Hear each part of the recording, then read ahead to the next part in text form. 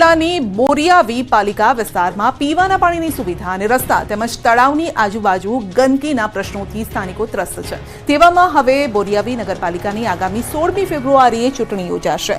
16,000 મતદારો આગામી યોજાનાર બોરિયાવી પાલિકા ચૂંટણીમાં મતદાન કરશે અને તેમના વોર્ડના પ્રતિનિધિને ચૂંટશે। બોરિયાવી પાલિકા વિસ્તારના પ્રાથમિક સુવિધાના પ્રશ્નો એ સ્થાનિકોના મુખ્ય પ્રશ્ન છે।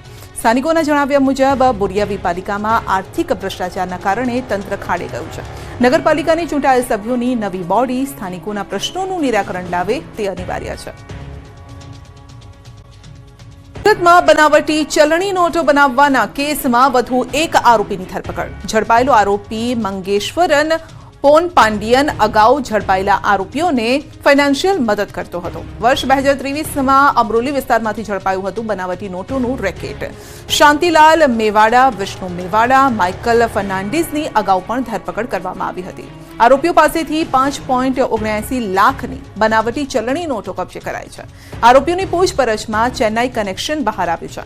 એસઓજીએ ઓપરેશન ચેન્નાઈ હાથ ધર્યું હતું અને અગાઉ ચેન્નાઈથી સૂર્યા સેલ્વારાજ પાસેથી 22.79 લાખની બનાવટી ચલણી નોટ ઝડપી પાડવામાં આવી।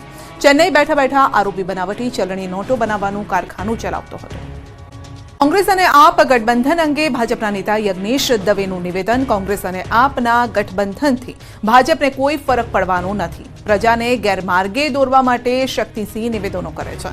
ભાજપ શિસ્તબદ્ધ પાર્ટી છે, લોકોનું જનસમર્થન અકબંધ છે। સ્થાનિક રાજ્ય સ્વરાજ ચૂંટણીમાં ભાજપ સંપૂર્ણ બહુમતી સાથે જીતવાની છે।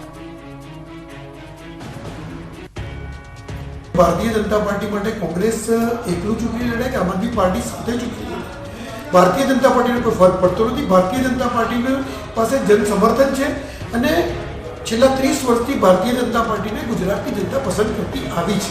સ્થાનિક સ્વરાજ્યની ચૂંટણીની અંદર ભારતીય જનતા પાર્ટી એ સંપૂર્ણ બહુમતી સાથે દરેક નગરપાલિકા જીતશે એવો ભારતીય જનતા પાર્ટીના દરેક કાર્યકરને ભરોસો છે। કામ કરતા પાટણના યુવાનને જીએસટીની 1.96 કરોડની નોટિસ, 11 બોગસ કંપનીના નામે કરોડોનો ટર્નઓવર। જેમણે ક્યારેય લાખો રૂપિયા જોયા નથી તેવા સુથારી કામ કરતા યુવાનને જીએસટી વિભાગે 1.96 કરોડની નોટિસ ફટકારી। પાટણના સમી તાલુકાના દુગ્ધા ગામના સામાન્ય પરિવારના યુવક સુનિલ સથવારાને બેંગ્લોર જીએસટી વિભાગ તરફથી 1.96 લાખ રૂપિયાના ટેક્સ ભરવાની નોટિસ મળતા ખળભળાટ મચી ગયો, જેમાં યુવકને 1,77,95,000નો ટેક્સ ભરવાનું જણાવાયું। આ નોટિસમાં જણાવવામાં આવ્યું છે કે યુવકના નામે દેશના વિવિધ રાજ્યોમાં 11થી વધુ પેઢીઓ ચલાવવામાં આવી રહી છે, જેમાં કરોડોનું ટર્નઓવર નોંધાયું છે। યુવક અને તેના પરિવારજનોએ આ મામલે તપાસ કરતા જાણવા મળ્યું કે કોઈ વ્યક્તિએ તેમના નામના બનાવટી દસ્તાવેજોનો ઉપયોગ કરીને મોટી છેતરપિંડી આચરી છે। આ ગંભીર બાબતને ધ્યાનમાં લઈને સુનિલ સથવારા તેના પરિવારજનો સાથે પાટણ એસપી કચેરી પહોંચ્યા। યુવકે ગૃહ વિભાગ અને ક્રાઇમ બ્રાન્ચમાં પણ ફરિયાદ નોંધાવી। તેમણે માંગ કરી છે કે આ પ્રકારની ઓળખ ચોરી અને છેતરપિંડીને રોકવા માટે તાત્કાલિક પગલાં લેવામાં આવે, જેથી અન્ય કોઈ નાગરિક આવી છેતરપિંડીનો ભોગ ન બને। આ કેસ દર્શાવે છે કે કેવી રીતે સાયબર ગુનેગારો સામાન્ય નાગરિકોની ઓળખનો દુરુપયોગ કરીને મોટી આર્થિક ગેરરીતિ આચરી શકે છે। આ અંગે ભોગ બનનારા યુવકે કહ્યું કે આટલા રૂપિયા અમે જોયા પણ નથી, અમે તો મજૂરી કામ કરીને જીવીએ છીએ। મહેર સમાજની દીકરીઓનો દિલ્હીમાં દબદબો। પ્રજાસત્તાક પર્વની પરેડમાં રજૂ કરશે રાસ। દિલ્હીમાં પ્રજાસત્તાક પર્વની ધામધૂમથી ઉજવણી થવાની છે, ત્યારે ચાલુ વર્ષે પ્રખ્યાત મહેર સમાજના ભાતીગળ પહેરવેશ આભૂષણો સાથે દીકરીઓ રાસ રજૂ કરશે। છેલ્લા 1 મહિનાથી ધંધુસર ગામની મહેર સમાજની 16 દીકરીઓ દિલ્હીમાં છે। ઉલ્લેખનીય છે કે દેશના તમામ મહાનુભાવો અને પૂરો દેશ મહેર સમાજની દીકરીઓનો રાસ નિહાળશે। તાજેતરમાં પોરબંદરના સાંસદ મનસુખ માંડવિયાએ તમામ દીકરીઓ સાથે મુલાકાત કરી હતી। આ મુલાકાતનો એક વિડીયો સામે આવ્યો છે, જેમાં જોઈ શકાય છે કે દીકરીઓ સાથે કેન્દ્રીય મંત્રી સંવાદ કરી રહ્યા છે, તો ગુજરાતી દીકરીઓ દિલ્હીમાં પોતાની જાતે રોટલા બનાવી રહી છે। કક્ષાના પ્રજાસત્તાક દિવસની ઉજવણીને લઈને તાપીમાં થઈ રહી છે તડામાર તૈયારી। પ્રજાસત્તાક દિવસની રાજ્યકક્ષાની ઉજવણી તાપીના વાલોડ તાલુકાના બાજીપુરામાં થશે, જેમાં રાજ્યપાલ આચાર્ય દેવવ્રત અને મુખ્યમંત્રી ભૂપેન્દ્ર પટેલ ઉપસ્થિત રહેશે। ત્યારે રાજ્યકક્ષાની ઉજવણીને સફળ બનાવવા માટે વહીવટીતંત્ર દ્વારા તડામાર તૈયારીઓ ચાલી રહી છે। કાર્યક્રમને અસરકારક બનાવવા માટે તંત્ર દ્વારા અનોખું આયોજન કરવામાં આવ્યું છે। 76માં પ્રજાસત્તાક પર્વની ઉજવણીના ભાગરૂપે પ્રજાસત્તાક પર્વની પૂર્વ સંધ્યાએ જિલ્લા મથક વ્યારા મુકામે રાજ્યપાલ આચાર્ય દેવવ્રત અને મુખ્યમંત્રી ભૂપેન્દ્ર પટેલની ઉપસ્થિતિમાં એટ હોમ કાર્યક્રમ યોજાશે। ત્યારબાદ દક્ષિણાપથ વિવિધલક્ષી વિદ્યાલયના પટાંગણમાં સાંસ્કૃતિક કાર્યક્રમ પણ થશે. 26 જાન્યુઆરી મુખ્યમંત્રી ભૂપેન્દ્ર પટેલની ઉપસ્થિતિમાં ધ્વજવંદન થશે, જે બાદ વિવિધ 5 કાર્યક્રમો યોજાશે, જેમાં બ્રાસ બેન્ડ ડિસ્પ્લે, સાંસ્કૃતિક કાર્યક્રમ સહિત motorcycle stunt show, dog show, અશ્વ શોનો પણ સમાવેશ થાય છે. આ ઉપરાંત હાલમાં નેશનલ લેવલ તેમજ આંતરરાષ્ટ્રીય સ્તરે યોજાતી અશ્વ સ્પર્ધા પૈકીની દિલધડક કરતબો રજૂ કરવામાં આવશે. બીચ બન્યો આકર્ષણનું કેન્દ્ર. 3 દિવસ સુધી યોજાશે બીચ ફેસ્ટિવલ. દીવને ટક્કર મારે તેવા આ બીચ ઉપર શરૂ થયું ફેસ્ટિવલ. પ્રવાસન સ્થળ દીવ નજીક ગીર સોમનાથના નાળિયા માંડવી બીચ ઉપર 3 દિવસના ઉત્સવનું આયોજન કરવામાં આવ્યું છે. નાળિયા માંડવી બીચ પર પ્રવાસીઓને વધુ આકર્ષવા ગીર સોમનાથ પ્રશાસન અને પ્રવાસન વિભાગ દ્વારા આયોજન કરવામાં આવ્યું. અહીંયા 3 દિવસ સુધી પ્રવાસીઓ માટે મનોરંજન અને પર્યટનની સાથે ખાણીપીણી તેમજ મોજ મસ્તી કરી શકાય તે પ્રકારનું આયોજન જિલ્લા વહીવટીતંત્ર દ્વારા ઊભું કરવામાં આવ્યું છે. આ બીચ ઉપર સ્થાનિક સહિત પ્રવાસીઓના સ્વાદ અનુસાર ખાણીપીણીના સ્ટોલ, કપડાં, મનોરંજનના સાધનો, દરિયાઈ વોટર સ્પોર્ટ્સ, બાળકો માટેની વ્યવસ્થા સહિત અનેક પર્યટન ગતિવિધિઓને આગામી દિવસોમાં દીવ નજીક એક નવા પર્યટન બીચ તરીકે નાળિયા માંડવી બીચને વિકસાવવામાં આવશે. ઉલ્લેખનીય છે કે આ બીચ ઉપર પ્રથમ વખત ફેસ્ટિવલનું આયોજન કરવામાં આવ્યું છે. ટીમ ઇન્ડિયા રાજકોટમાં મેચ રમવા આવવાની છે. ખેલાડીઓને ગુજરાતી અને કાઠિયાવાડી ભોજન પીરસવામાં આવશે. 28મી જાન્યુઆરી રાજકોટમાં ભારત અને ઇંગ્લેન્ડ વચ્ચે ત્રીજી T20 મેચ રમાવાની છે. મેચને લઈને તડામાર તૈયારીઓ ચાલી રહી છે. બીજી તરફ ટીમ ઇન્ડિયા જ્યાં રોકાવાની છે તે હોટેલે પણ ખેલાડીઓ માટે તૈયારી કરી છે. રવિવારે સાંજે ટીમ ઇન્ડિયા રાજકોટના હોટેલ સયાજી ખાતે આવી પહોંચવાની છે. કાઠિયાવાડી પરંપરા મુજબ ઢોલ અને ગરબાના તાલે ખેલાડીઓ, કોચ સહિતના સ્ટાફનું સ્વાગત થશે. સાથે જ રેડ કાર્પેટ અને પુષ્પમાલિકા, કુમકુમ અક્ષતથી ખેલાડીઓનું સ્વાગત કરાશે. ટીમ ઇન્ડિયાને વેલકમ ડ્રિંક આપ્યા બાદ ડિનરમાં ગુજરાતી અને કાઠિયાવાડી ભોજન પીરસવામાં આવશે. રાત્રિના ભોજનમાં ખાસ કરીને શિયાળાની ઋતુને લઈ બાજરાનો રોટલો, લીલા ચણાનું શાક, લીલી ડુંગળી, હળદર, રીંગણનો ઓળો, દહીં તિખારી, કઢી, ખીચડી સહિતના વ્યંજન પીરસવામાં આવશે. સાથોસાથ પંજાબી, કોન્ટિનેન્ટલ, થાઈ, Mexican, Chinese, south Indian, Maharashtrian food પણ પીરસવામાં આવશે.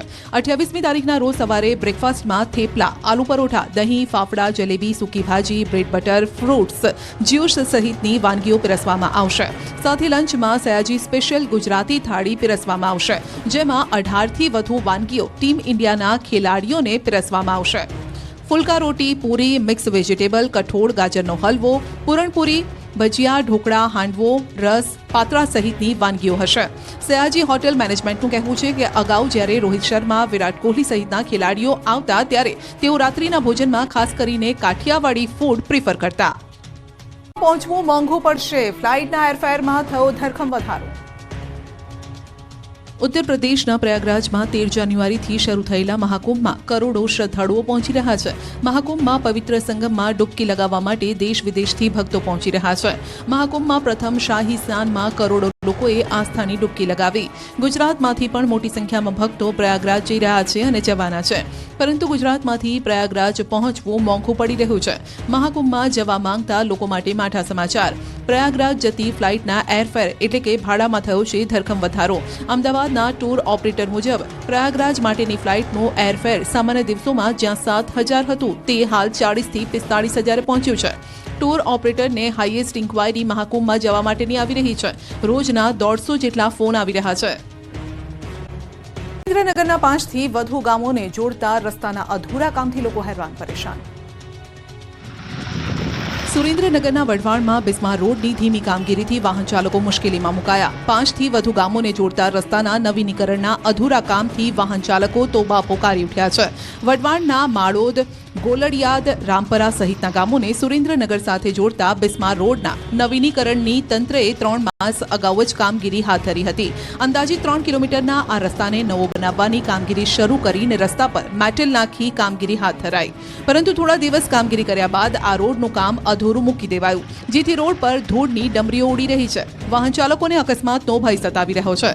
સ્થાનિકોના કહ્યા મુજબ આ રસ્તા પર ગુરુકુળ શૈક્ષણિક સંકુલ આવેલું છે, તેમજ 5થી વધુ ગામોના વિદ્યાર્થીઓ સહિતના હજારો લોકો દૈનિક આ રસ્તાનો ઉપયોગ કરે છે. તેમને મોટી હાલાકી વેઠવાનો વારો આવ્યો છે. રોડ પર ઠેર ઠેર માટી અને કપચીના ઢગલાના કારણે અજાણ્યા વાહન ચાલકોને અકસ્માતનો ભય સતાવે છે. તંત્ર જાણે રસ્તાની નવીનીકરણની કામગીરી શરૂ કર્યા બાદ આ રસ્તાને જો ભૂલી ગયું હોય તેવી સ્થિતિ સર્જાય છે. ત્યારે વહેલી તકે રોડનું સમારકામ કરવાની લોકમાંગ છે. નીકળ્યો કોલ્ડ પ્લેનો સિંગર, અડધી રાત્રે મોપેડ પર કરી સવારી.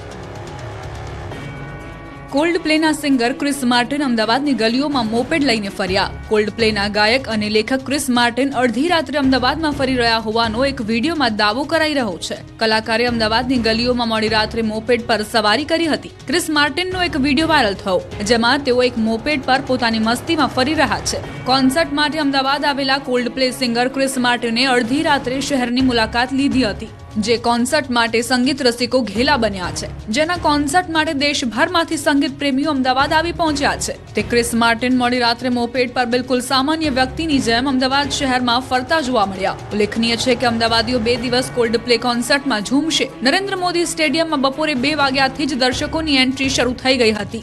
હરિદ્વાર જતા ગુજરાતીઓ માટે ખુશખબર, ભાવનગરથી સપ્તાહમાં 2 વખત ટ્રેન ઉપડશે. હરિદ્વાર જતા શ્રદ્ધાળુઓ માટે ખુશખબર આવ્યા છે. ભાવનગરથી હરિદ્વાર જતી ટ્રેન હવે અઠવાડિયામાં 2 વખત ઉપડશે. ભાવનગર હરિદ્વાર સાપ્તાહિક ટ્રેનને મળી રહેલી અભૂતપૂર્વ સફળતાને કારણે રેલવે વિભાગને સારી આવક મળી રહી છે. ત્યારે આ ટ્રેનને સપ્તાહમાં 2 વખત ચલાવવા માટે કેન્દ્રીય મંત્રી નીમુબેન બાંભણિયાએ ભાવનગરમાં રેલવે તંત્ર સાથે બેઠક યોજી હતી. ત્યારબાદ રેલવે મંત્રાલય સમક્ષ રજૂઆત કરતા હવે ભાવનગર હરિદ્વાર ટ્રેનને સપ્તાહમાં 2 વખત ચલાવવાની મંજૂરી આપવામાં આવી છે. જો કે રેલવે વિભાગ દ્વારા આ ટ્રેનને સપ્તાહમાં 2 વખત ચલાવવા માટેની સત્તાવાર ઘોષણા હજુ બાકી છે, પરંતુ સોમવારે અને ગુરુવારે આ ટ્રેનનું સંચાલન કરવામાં આવશે. અત્રે ઉલ્લેખનીય છે કે જો આ ટ્રેનને વાયા દિલ્હી ચલાવવામાં આવે તો યાત્રાના કલાકો અને મુસાફરી ભાડામાં પણ રાહત મળી શકે તેમ છે. ઘરમાં ઘરના ઘરનું સ્વપ્ન રહ્યું અધૂરું, 9 વર્ષ બાદ પણ લાભાર્થીઓને નથી મળ્યા આવાસ. મહીસાગર જિલ્લાના સંતરામપુર નગરમાં અંદાજિત 6.40 કરોડના ખર્ચે 272 બહુમાળી આવાસોનું કામકાજ શરૂ કરવામાં આવ્યું છે. અંદાજિત 12 વર્ષ પહેલા 2013માં આવાસોનું કામ ચાલુ થયું હતું, પરંતુ આ કામ એવું તો ખોરંભે ચડ્યું કે વર્ષ 2016થી આ આવાસો અધૂરા જ છે. હાલમાં સ્થિતિ એવી છે કે આવાસ જર્જરિત બની ચૂક્યા છે. આવાસોના કામ શરૂ થયાને 9 વર્ષ વીતી ગયા છતાં પણ આવાસોની કામગીરી અધૂરી છે. જે આવાસો જરૂરિયાતમંદ લોકો માટે બનાવાઈ રહ્યા હતા, તે લોકો માટે હવે આ આવાસો સપના બનીને રહી ગયા છે. નવાઈની વાત તો એ છે કે આવાસોની કામગીરી અધૂરી હોવા છતાં કોન્ટ્રાક્ટરને મોટાભાગની રકમ ચૂકવી દેવામાં આવી છે. નગરપાલિકાએ આવાસોનું અધૂરું અને જર્જરિત કામ હોવા છતાં કોન્ટ્રાક્ટરને 5.25 કરોડ રૂપિયા ચૂકવી દેવામાં આવ્યા છે. ત્યારે આ સમગ્ર બાબતે નગરપાલિકાના ચીફ ઓફિસર કંઈ પણ કહેવા તૈયાર નથી, પરંતુ અહીં ગરીબ લોકોને જ ભોગવવાનો વારો આવ્યો છે.